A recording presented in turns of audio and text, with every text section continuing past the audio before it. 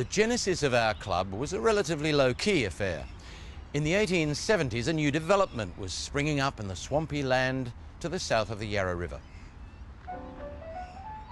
It was intended as a dormitory suburb to service the shops and offices of the burgeoning city.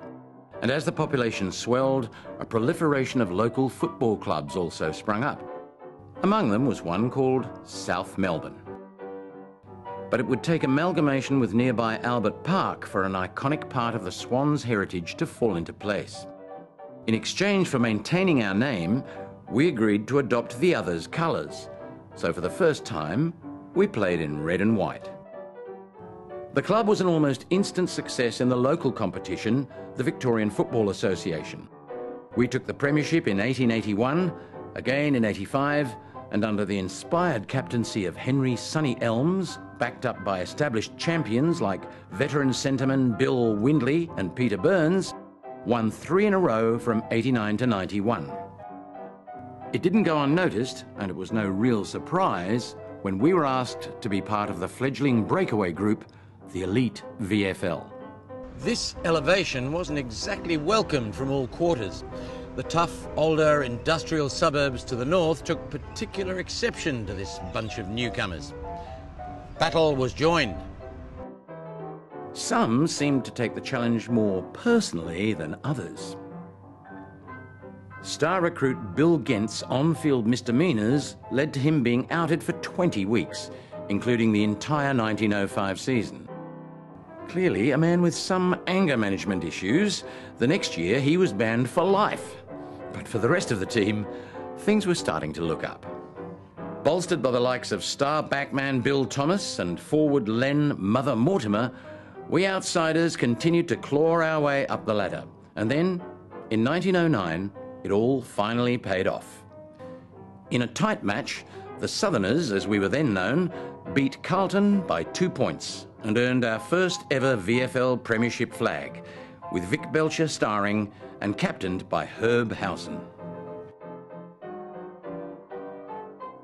The club fell tantalisingly short in the following seasons, but individual honours were claimed. Captain-coach Charlie Ricketts consistently dominated in the midfield. And a new addition, brilliant follower Bruce Sloss, was voted 1911 Champion of the Colony, the forerunner of the Brownlow Medal. However, that second flag continued to elude us.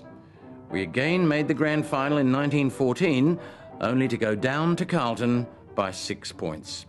But by then, events overseas had pushed the football results off the front page. As Europe exploded into war, young men from all sporting codes rushed to answer the call and join up and help defend the empire. Among the first to enlist was Charles Fincher. He would also be among the first to die, killed at the Gallipoli landings. But he would be far from the last. Player after player left to go into uniform, and the resultant lack of personnel led South to become one of the league clubs who voted to suspend competition. In spite of the carnage they'd walked into, some players even found time for a game of footy.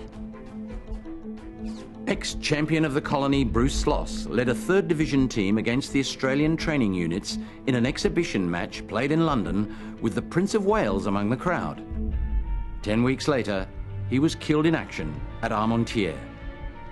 Meanwhile, back at home, the suspended competition had been reformed, and in 1918 we overcame Collingwood to claim our 2nd VFL flag. Shortly afterwards, the guns fell silent on the Western Front. If the celebrations were muted, there was good reason. As the battered troops began to limp back home, the casualty lists continued to reflect the extent of the sacrifices made. While they craved for a return to normality that included football, for many, the world had been changed forever. Both on and off the field, the same question hung unspoken in the air. What is going to happen now?